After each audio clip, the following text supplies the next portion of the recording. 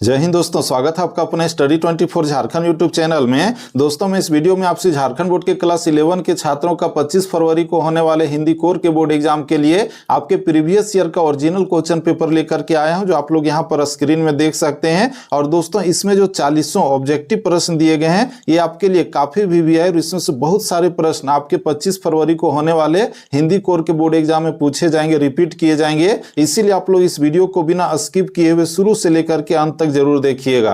तो दोस्तों चलिए हम लोग आगे बढ़ते हैं और इसमें जो आपका 40 ऑब्जेक्टिव प्रश्न है तो उसके उत्तर को हम लोग एक एक करके देखते हैं और साथ ही साथ आप लोग भी देखते जाइए कि वर्तमान में आप लोग इसमें से कितने प्रश्नों के उत्तर को जान रहे हैं। ठीक है, तो दोस्तों यहाँ पर जो सबसे पहले आपका दिया गया ग्रुप ए, जिसमें लिखा हुआ है खंड का पठित बोध, और यहाँ पर निर्देश दिया गया कि निम्नलिखित पद्यांश को ध्यानपूर्वक पढ़कर प्रश्न संख्या 1 से 4 के लिए सही विकल्प का चयन कीजिए। यानी कि ये जो आपका पद्यांश है कविता के जैसा यहाँ पर लिखा हुआ है, तो इसको ध्यानपूर्वक पढ़ना है और पढ़ने के बाद नीचे दिए गए 4 प्रश्नों का उत्तर लिखना है। तो आप लोग ये जो पद्यांश दिया गया इसको पॉज करके रोक करके जो देख लीजिए, पढ़ लीजिए इसका। चलिए हम लोग आगे बढ़ते हैं और इस पर आधारित जो प्रश्न पूछे गए हैं उसके उत्तर को हम लोग एक एक करके देखते हैं। जिसमें आपका पहला प्रश्न पूछा गया कि कवि किसे संबोधित कर रहा है। तो दोस्तों ऊपर में जो हम लोग इस कविते को देख रहे हैं तो इसमें नौजवानों को जो है संबोधित किया जा रहा है, जो आप लोग यहाँ पर देखिए लिखा हुआ है नौजवानों।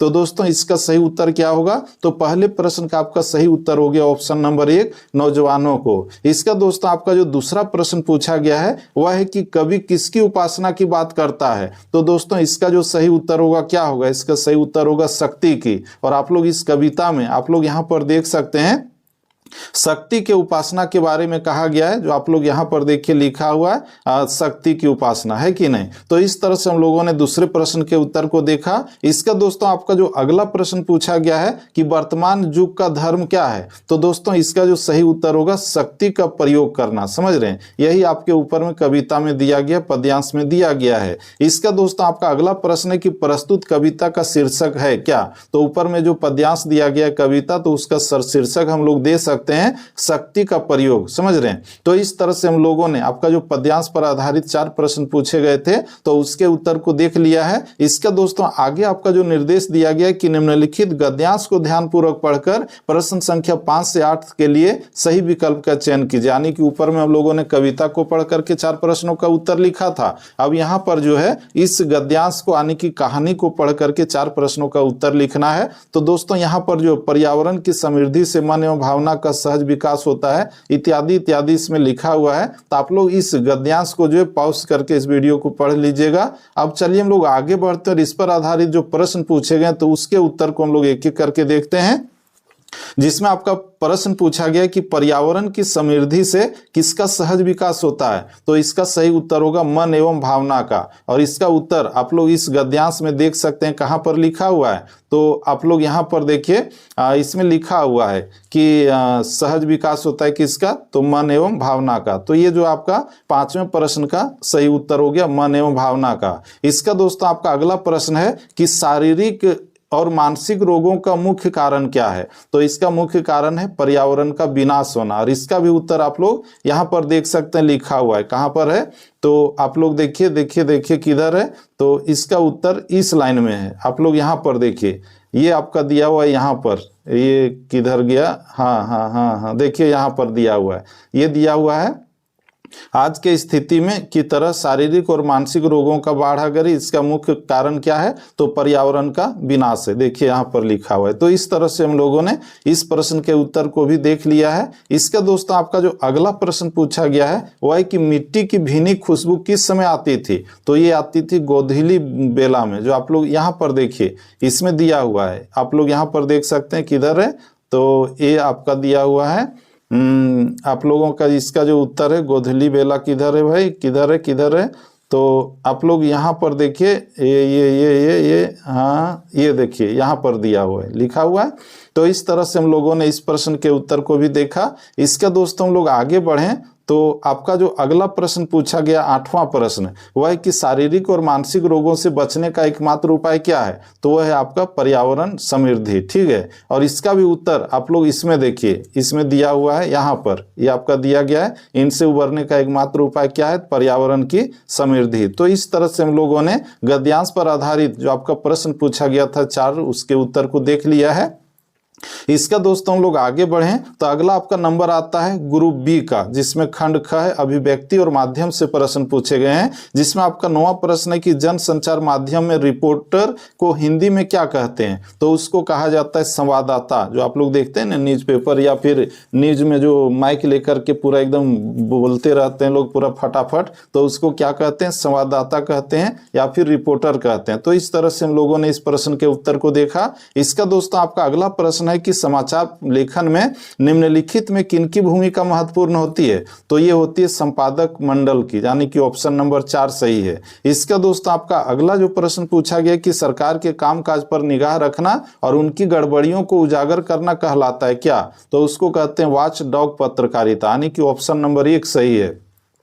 इसका दोस्तों आपका 12वां जो प्रश्न पूछा गया है वह है कि सचिवालय के सभी पत्र लिखे जाते हैं, तो ये किस में लिखे जाते हैं? तो उत्तम पुरुष में लिखे जाते हैं, यानी कि ऑप्शन नंबर 1 सही है। इसका दोस्तों आपका जो अगला प्रश्न है कि संचार के मुद्रण माध्यम में किसे शामिल किया जाता है? तो दोस्तों इसका जो सही उत्तर होगा, आप लोग देख रहे हैं समाचार पत्र है, पत्रिकाएं हैं, पंपलेट्स हैं, ये सभी है, यानी कि इसका सही उत्तर होगा ऑप्शन नंबर 4, इनमें से सभी। इसका दोस्तों आपका जो अगला प्रश्न पूछा गया है वह है कि निबंध का अर्थ क्या होता है? तो निबंध का अर्थ होता है बांधना, यानी कि आपको ऑप्शन नंबर हो गया ऑप्शन नंबर 1, ठीक है। इसका दोस्तों आपका अगला प्रश्न है कि लोकतंत्र के अविभाज्य अंग के रूप में किसे जाना जाता है? तो वो पत्रकारिता को जाना जाता है, जो आपका ऑप्शन नंबर 1 में है। और लोकतंत्र में जो चौथा स्तंभ है इसी पत्रकारिता को कहा जाता है।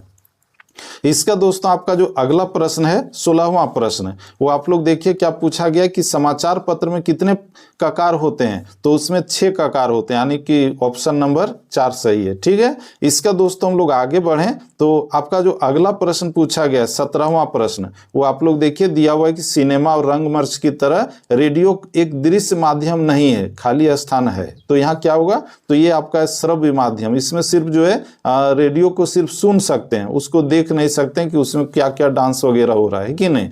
बाकी सिनेमा और रंगमंच में हम लोग देख भी सकते हैं और सुन भी सकते हैं।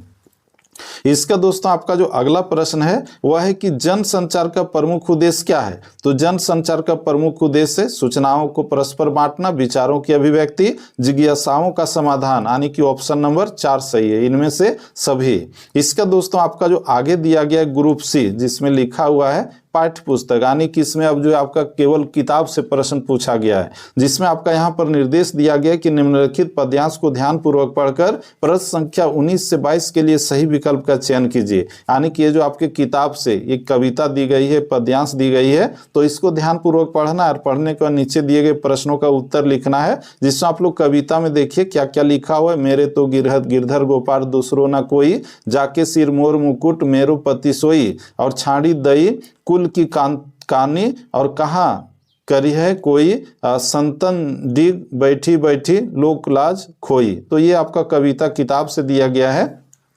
अब चलिए इस पर आधारित जो प्रश्न पूछे गए हैं उसके उत्तर को देखते हैं, जिसमें 19वां प्रश्न है कि प्रस्तुत काव्यांश के रचयिता कौन है? तो दोस्तों ये जो कविता लिखी गई है मीराबाई के द्वारा, यानी कि ऑप्शन नंबर 3 सही है। इसका 20वां प्रश्न है कि गोपाल शब्द का प्रयोग किसके लिए किया गया है? तो आप लोग जानते ही हैं कृष्ण भगवान को गोपाल कहा जाता है, गौपालक। इसका दोस्तों हम लोग आगे बढ़ें तो आपका अगला प्रश्न पूछा गया है कि कुल की कहानी का अर्थ है क्या? तो यहाँ पर इस कविता में इसका अर्थ है परिवार की मर्यादा, समझ रहे हैं। कुल की कहानी मतलब, कुल मतलब होता है परिवार, वंश, इसका कहानी का मतलब मर्यादा, ऑप्शन नंबर 3 सही है। इसका दोस्तों आपका अगला प्रश्न है कि मीराबाई ने अपना पति किसे स्वीकार किया है? तो उसने कृष्ण को अपना पति स्वीकार किया है, यानी कि ऑप्शन नंबर 1 सही है। इसके बाद हम लोग आगे बढ़ें तो अगला प्रश्न पूछा गया कि प्रति क्षण नूतन वेश कौन बदल रहा है? तो ये आपका होगा नील समुद्र, जो आपका ऑप्शन नंबर 1 है, ठीक है, किताब के अनुसार। इसके बाद आपका जो अगला प्रश्न है वह है कि जीवन के अंतिम दिनों में मीराबाई कहाँ चली गई थी? तो चली गई थी द्वारिका, यानी कि ऑप्शन नंबर 4 सही है। इसके बाद आपका जो 25वां प्रश्न पूछा गया है कि घर की याद कविता कवि ने किस दौरान लिखी है? तो ये लिखी है जेल प्रवास के दौरान, ऑप्शन नंबर 4 सही है। इसका दोस्तों आपका जो अगला प्रश्न है वह है कि किसी जुगनू की लौ में पढ़ना का अर्थ है क्या? तो इसका अर्थ है साधनहीनता के स्थिति से गुजरना। तो इस तरह से हम लोगों ने इस प्रश्न के उत्तर को देखा। इसके बाद आपका नेक्स्ट क्वेश्चन पूछा गया कि आओ मिलकर बचाएं, कविता के अनुसार रोने के लिए कितना एकांत बचाना चाहिए। तो इस तरह से सही, इसका जो सही उत्तर होगा आपका ऑप्शन नंबर 3 मुट्ठी भर। इसके बाद हम लोग आगे बढ़ें तो आपका जो नेक्स्ट क्वेश्चन पूछा गया तो उसके लिए निर्देश दिया गया है कि निम्नलिखित गद्यांश को ध्यानपूर्वक पढ़कर प्रश्न संख्या 28 से 31 के लिए सही विकल्प का चयन कीजिए। यानी कि यहाँ पर ये जो गद्यांश है कहानी के जैसा, तो ये आपके किताब से दिया गया है, इसको ध्यानपूर्वक पढ़ना और पढ़ने को नीचे दिए गए प्रश्नों का उत्तर लिखना है। जिसमें हम लोग देखें तो इसमें लिखा हुआ है कि फिल्म का काम आगे भी 2.5 साल चलने वाला है, इस बात का अंदाजा मुझे नहीं था, इत्यादि इत्यादि लिखा हुआ है। तो इसको आप लोग पढ़ लीजिएगा। अब चलिए हम लोग आगे बढ़ते हैं और इस पर आधारित जो प्रश्न पूछे गए हैं उसके उत्तर को हम लोग आगे देखते हैं। जिसमें 28वां प्रश्न है कि अप्पू के साथ 2.5 साल पाठ के लेखक कौन है। तो इसके जो लेखक हैं सत्यजीत रे हैं, यानी कि ऑप्शन नंबर 3 सही है। इसके बाद अगला प्रश्न है कि फिल्म का काम कितने साल चलने वाला था। तो ये 2.5 साल चलने वाला था, यानी कि ऑप्शन नंबर 2 सही है। इसके बाद नेक्स्ट क्वेश्चन आपका पूछा गया है कि चुन्नी बाला देवी कितने साल की थी। तो वो 80 साल की थी, यानी कि ऑप्शन नंबर 2 सही है। इसके बाद हम लोग आगे बढ़ें तो आपका अगला प्रश्न पूछा गया कि बच्चे किसकी भूमिका निभाने वाले थे। तो वे जो है अप्पू और दुर्गा की भूमिका निभाने वाले थे। इसके बाद हम लोग आगे बढ़ें तो आपका नेक्स्ट क्वेश्चन है कि गलता लोहा का मोहन किसका चहेता शिष्य था। तो ये था आपका त्रिलोक सिंह, यानी कि ऑप्शन नंबर 3 सही है। नेक्स्ट क्वेश्चन है कि विदाई संभाषण पाठ में किसकी विदाई की चर्चा की गई है। तो ये की गई है लॉर्ड कर्जन की, जिसने बंगाल का विभाजन किया था 1905 ईस्वी में। इसका दोस्तों हम लोग आगे बढ़ें तो आपका अगला प्रश्न है कि रजनी किस प्रकार की नारी है। तो वह जो है हम लोग देखें तो संघर्षशील है, अन्याय की विरोधी है, निर्भीक है, यानी कि ऑप्शन नंबर 4 इनमें से सभी। इसके बाद आपका अगला प्रश्न है कि स्पीति नदी किस नदी में मिलती है। तो ये मिलती है आपका सतलुज नदी में, जो आपका ऑप्शन नंबर 4 में दिया हुआ है। इसका दोस्तों हम लोग आगे बढ़ें तो आपका जो अगला प्रश्न पूछा गया कि जामुन का पेड़ गिरीश चंद्र की एक प्रसिद्ध कथा है, कैसी कथा है। तो ये आपका हास्य व्यंग, यानी कि ऑप्शन नंबर 2 सही है। इसका नेक्स्ट क्वेश्चन है कि राजस्थान की रजत बूंदें पाठ में किस समस्या की ओर संकेत किया गया है। तो ये समस्या है आपका पानी की समस्या, यानी कि ऑप्शन नंबर 1 सही है। इसके बाद हम लोग आगे बढ़ें तो आपका जो अगला प्रश्न पूछा गया है कि लता मंगेशकर किस सुप्रसिद्ध गायिका की बेटी थी। तो वह थी दीनानाथ मंगेशकर का, यानी कि ऑप्शन नंबर 1 सही है। इसका दोस्तों हम लोग आगे बढ़ें और आपका जो 39 और 40 दो प्रश्न बाकी हैं, तो उसके उत्तर को हम आप लोगों को बतावें। इससे पहले आप लोगों से कहना चाहेंगे कि आप लोग जो है अगर क्लास 12 में भी इस तरह से हमसे हेल्प पाना चाहते हैं या फिर और भी वीडियो जो आप डालूंगा उसको देखना चाहते हैं, तो आप लोग इस यूट्यूब चैनल को अभी के अभी सब्सक्राइब करके इसके नोटिफिकेशन बेल को प्रेस करके रख सकते हैं, ताकि ठीक इसी तरह से मैं आप लोगों को हमेशा के लिए हेल्प कर सकूं। तो दोस्तों चलिए हम लोग आगे बढ़ते हैं और आपका जो अगला प्रश्न है उसके उत्तर को देखते हैं। जिसमें आपका प्रश्न पूछा गया कि पार्लर पानी किसे कहते हैं। तो ये कहा जाता है बरसात से मिलने वाला जल, समझ रहे हैं, ऑप्शन नंबर 2 सही है।